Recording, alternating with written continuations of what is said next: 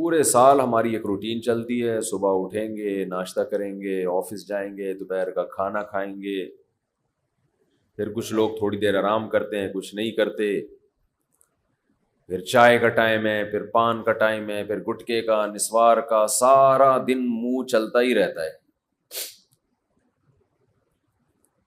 اس کے بعد جناب گھر آئیں گے، پھر رات کا کھانے میں کیا کھانا ہے، کھانا کھانا کھانا کھانا صبح سے لے کے شام تک۔ نارمل روٹین میں 6-7 گھنٹے کوئی انسان کھائے پیے بغیر رہ لے، کچھ بھی نہ کھائے، ایسا کہیں بھی نہیں ہوتا، پوری دنیا میں نہیں ہوتا۔ کچھ نہ کچھ تو انسان چکھ ہی لیتا ہے۔ 6 گھنٹے سے کچھ نہیں کھایا، چلو تھوڑی سی چینی اٹھا کے منہ میں رکھ لو، چلو 2 گھونٹ پانی کے ہی پی لو، ایسا ہی ہوتا ہے نا۔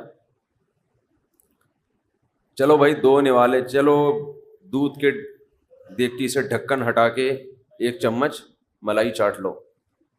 ہر آدمی کے الگ طریقے، کچھ بھی نہیں یار، آدھا کپ چائے پی لو، صبح سے چائے نہیں پی لو، کہہ رہے ہوتے ہیں نا۔ لیکن رمضان میں کیسی اللہ تعالیٰ روٹین چینج کراتے ہیں، ایک دم عالم اسلام میں ایک تہلکہ مچتا ہے۔ سحری تقریباً صبح 5 بجے بند ہو رہی ہے، تقریباً، اوپر نیچے، ایسا نہ ہو آپ ساری دنیا میں 5 بجے تک کھاتے رہیں بیٹھ کے، مثال دے رہا ہوں۔ تو 5 بجے کے بعد 6 7 8 9 10 11، دوپہر 11 بجے 6 گھنٹے ہو گئے، آپ نے نہ کچھ کھایا اور نہ پیا۔ چلو 6 گھنٹے، 12 1 بج گیا اور 8 گھنٹے ہو گئے۔ نارمل دنوں میں ایسا نہیں ہوتا کہ 8 گھنٹے تک ایک نوالا بھی آپ نہ چکھیں۔ کوئی غیر مسلم آپ کے ساتھ ہو تو وہ کہے گا شاید اب یہ کھا لے گا کچھ، 8 گھنٹے، 1 بجے تک کتنا ٹائم ہوتا ہے، 8 گھنٹے ہو گئے، شاید اب یہ کچھ 2 نوالے کھا لے۔ پھر وہ آپ کو دیکھ رہا ہے بھائی ابھی بھی نہیں کھا رہا، یہ ویسے تو جائیدادیں کھا جاتا تھا، ہے بھائی، جو چیز کھانے کی نہیں بھی ہوتی تھی وہ بھی کھاتا تھا، اور اب پتہ نہیں کیا ہو گیا اس کو۔ 1 بجے کے بعد پھر 2 بجے، 3 4، شام 5 بج گئے اور 12 گھنٹے ہو گئے۔ وہ حیران ہوگا یار ابھی بھی نہیں کھایا اس نے۔ پھر 6 بجے، پھر 7 جب بجے ہیں تو 14 گھنٹے ہو گئے۔ ہو سکتا ہے کوئی غیر مسلم آپ کے ساتھ ہو، دیکھے کہ بھئی آج شاید اس کو کھانا نہ ملا ہو، 1 دن برداشت کر لیا اس نے، 14 گھنٹے تک نہ کھایا اور نہ پیا۔ شاید کچھ شوگر لیول کم کرنا چاہتا ہو، یہ کسی ڈاکٹر نے مشورہ دیا ہو کہ آج تمہاری آنتوں میں کوئی سوزش ہے، کوئی پرابلم ہے، تو 14 گھنٹے تک مت کھاؤ۔ اس کے بعد آپ نے کھایا، وہ الگ بات ہے، پھر ایسا کھایا کہ پولیس بھی آپ کو نہیں روک سکتی۔ پھر کیا ہوا ہے کہ آپ سارا دن آپ نے روزہ رکھا، اس کے بعد غیر مسلم دیکھے گا کہ شاید اب ان کے مذہب میں نماز کی آج چھٹی ہوگی، کیونکہ انہوں نے نماز سے بڑھ کر محنت والا کام کر لیا ہے۔ لیکن وہ دیکھتا ہے کہ اب یہ عشاء کے بعد اور مزید لمبی لمبی رکعتیں پڑھنا شروع کرتے ہیں، جو پورے سال میں یہ عمل نہیں ہوتا۔ اِنَّهُ يَرَاكَ حِينَ تَقُومُ وَتَقَلُّبَكَ فِي السَّاجِدِينَ۔ اے نبی، جب آپ نماز کے لیے کھڑے ہوتے ہیں وہ اللہ آپ کو دیکھتا ہے، اور سجدہ کرنے والوں کے ساتھ الٹتا پلٹتا بھی آپ کو دیکھتا ہے اللہ۔ تراویح میں کیسے رکوع میں جا رہے ہیں، پھر قومہ میں جا رہے ہیں، پھر سجدے میں گر رہے ہیں، پھر سجدے سے بیٹھ رہے ہیں، پھر دوبارہ سجدے میں جا رہے ہیں، پھر کھڑے ہو رہے ہیں، پھر دوبارہ رکوع، پھر قومہ، پھر سجدہ، پھر سجدے سے۔ کوئی کھڑے ہو کر دیکھ رہا ہو جس نے کبھی یہ عبادت نہ دیکھی ہو تو وہ حیران ہوگا نا کہ یہ مسلمان پاگل ہو گئے ہیں، دماغ خراب ہو گیا ہے، ان کو ڈاکٹر نے ایکسرسائز کا کہا ہے، ایک ہی کام کیے چلے جا رہے ہیں، کیے چلے جا رہے ہیں، رکنے کا نام لے ہی نہیں رہے۔ جس نے کبھی عبادت نہ دیکھی ہو تو حیران ہوگا نا یہ کر کیا رہے ہیں۔ ایسا تو کسی چرچ میں نہیں ہوتا، ایسا تو کسی مندر میں نہیں ہوتا. ایسا تو کسی یہودیوں کی عبادت گاہ میں نہیں ہوتا. کتنی لمبی لمبی رکعتیں ہوتی ہیں تراویح کی. تو کوئی غیر مسلم دیکھ رہا ہو کہ آج انہوں نے یہ کام کیا 14 گھنٹے، شاید کسی ڈاکٹر نے مشورہ دیا ہو، پھر دیکھتے ہیں اگلے دن پھر اٹھائیے اسی ٹائم پہ ہے بھائی. پھر 4:45 بجے تک کھایا، اس کے بعد پھر کھانے پینے سے رک گئے. اب پھر 6 گھنٹے ہو گئے کچھ نہیں کھا رہے، 7 گھنٹے ہو گئے، اس نے سوچا اب 8ویں پہ شاید کھا دیں. 9 گھنٹے ہو گئے، 10 گھنٹے ہو گئے، 11 گھنٹے ہو گئے، 12 گھنٹے ہو گئے، 13 گھنٹے ہو گئے، 14 گھنٹے کے بعد جا کے پھر کھایا. تو وہ کہے گا یہ باولے ہو گئے ہیں، یہی کہے گا نا.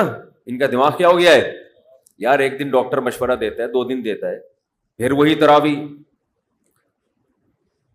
وہی مریخ سے آیا ہوا تھا نا کوئی، جس کو پتہ نہیں تھا رمضان کا، اگلے دن دیکھا پھر وہی.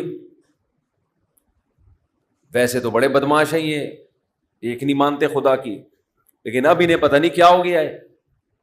پھر تیسرے دن، پھر چوتھے دن، پھر 5ویں دن بھی وہی روٹین، 6ٹھے دن بھی وہی روٹین. اس نے کہا اب یہ نارمل روٹین پہ آئیں گے، کل سے ان کا ناشتہ شروع. تو 2 دن نہیں، 3 دن نہیں، 4 دن نہیں، 5 دن، 6 دن، 7ویں دن بھی ویسے ہی، 8ویں دن بھی ویسے ہی، 9ویں دن بھی 10، 11، 12، 13، 14، 15، 16، بالآخر جا کے 29 یا 30 دن تک یہی کرتے رہتے ہیں.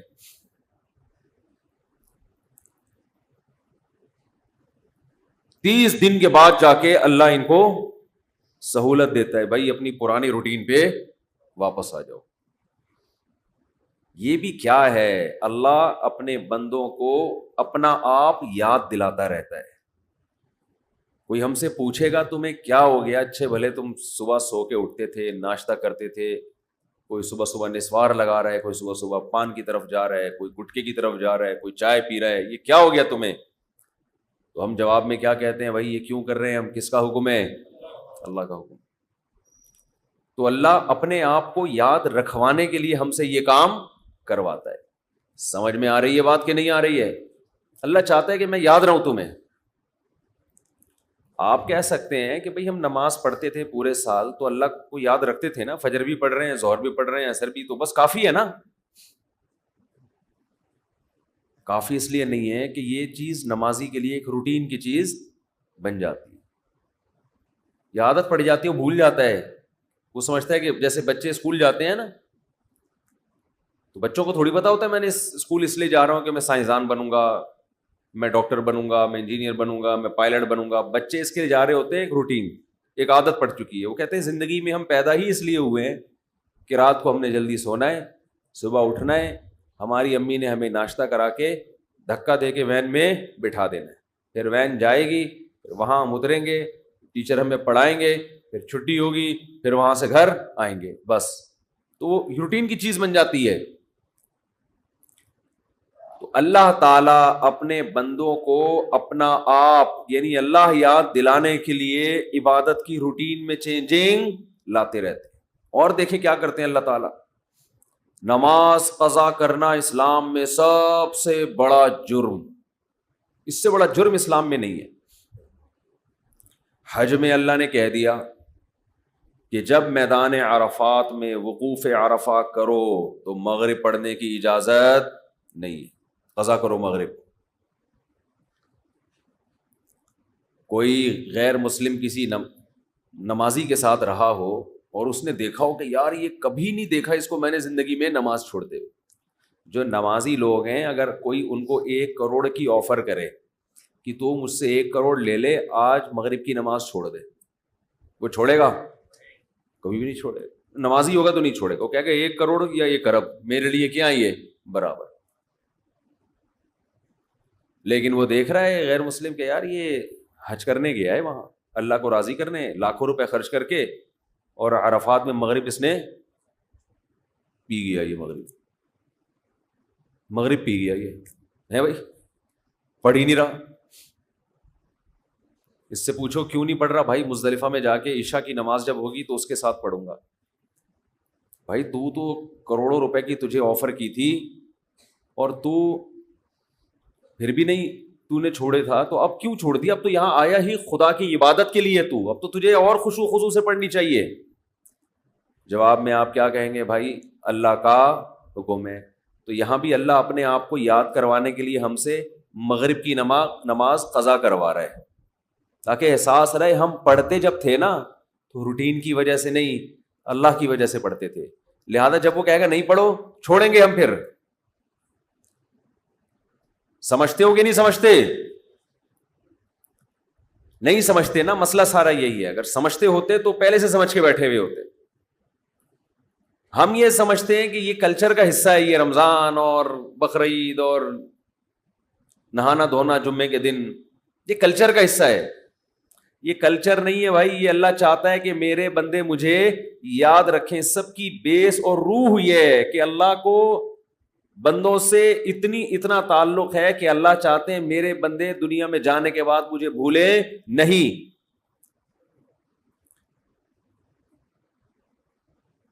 مجھے یاد رکھیں میرے بندے. تو ہر وہ چیز جو آپ کو اللہ یاد کرواتی رہے گی، اللہ کی نظر میں اس چیز کی ویلیو سب سے زیادہ ہے. کون سی چیز ہے جو آپ کو سب سے زیادہ اللہ یاد دلاتی ہے؟ وہ عبادت ہے، دعا. سمجھتے ہیں کہ نہیں سمجھتے؟ آج دعاؤں میں زیادہ زور نہیں ہے. یہ بڑا مسئلہ ہے. بھائی کچھ نہ کچھ وقت نکال کے ہاتھ اٹھا کے اللہ کے سامنے گڑ گڑایا کریں. آج ہم لوگوں نے دعائیں مانگنا چھوڑ دی ہیں. جب انسان اللہ کے سامنے دعا مانگتا ہے وہ اللہ سے باتیں کرتا ہے. اگر توجہ سے دعا مانگے، دعا ایسی چیز ہے کہ یہ اللہ اور بندے کا جتنا مضبوط کنیکشن بناتی ہے، اتنا کنیکشن دنیا کی کوئی اور عبادت نہیں بناتی. ہمیں شیطان ورغلاتا ہے کہ اس سے مل کیا رہا ہے تمہیں، نظر تو کچھ بھی نہیں آتا، ملتا تو کچھ بھی نہیں ہے. یہ شیطان کا بہت بڑا دھوکہ ہے. وہ بندے اور اللہ کے تعلق کو مضبوط نہیں ہونے دیتا.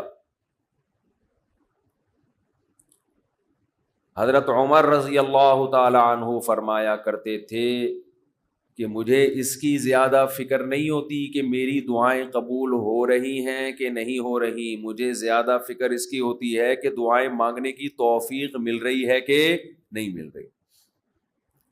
دعائیں مانگنے کی توفیق مل رہی ہے اس کا مطلب قبول ہو رہی ہیں. فوکس تو اس کو کرو کہ دعا مانگ رہے ہیں کہ نہیں مانگ رہے. یہ کیسے ہو سکتا ہے کہ اس احکم الحاکمین کے سامنے ہاتھ اٹھاتے ہوں اور وہ خالی ہاتھ واپس کرتا ہو. تو آج دعاؤں میں جان ختم ہو گئی، دعائیں مانگنا چھوڑ دی. یہ جو میں نے قرآن کی آیت پڑھی ہے، رمضان اور دعا کا آپس میں بہت گہرا تعلق ہے، بہت گہرا. جب انسان اللہ کے لیے کوئی عبادت کرتا ہے، کوئی قربانی دیتا ہے، اللہ کا نام قرآن میں ہے شکور، قدردان. شکور کسے کہتے ہیں؟ قدردان. آپ تھوڑا کرو وہ اس کی قدر بہت زیادہ کرے. کچھ لوگ ناقدرے ہوتے ہیں نا، آپ کچھ بھی کر لیں ان کے لیے کہتے ہیں نا ناقدرہ ہے، میری بات کو ویلیو ہی نہیں دیتا، میرے احسان کو ویلیو ہی نہیں دیتا. اس لیے علماء کہتے ہیں کہ افطار کے وقت دعا کرنی چاہیے. کیوں؟ آپ نے سارا دن اللہ کے لیے ایک قربانی دی ہے. یہ بڑی بات ہے. آپ کی نظر میں شاید اس کی ویلیو نہ ہو، اللہ کی نظر میں اس کی بڑی ویلیو ہے کہ میرا بندہ نے مجھے دیکھا نہیں ہے اور اس نے سارا دن میرے لیے کھانا پینا چھوڑ دیا. کیا کر رہے ہیں؟ ہاں یہ مکھی تنگ کر رہی ہے، لیکن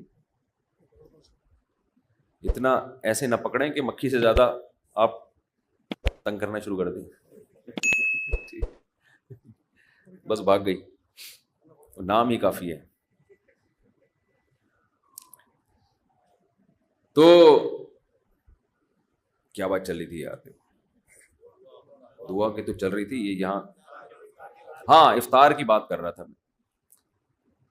تو ہم اس کو شاید ہلکا سمجھتے ہوں، لیکن اللہ کی نظر میں یہ ہلکا عمل نہیں ہے.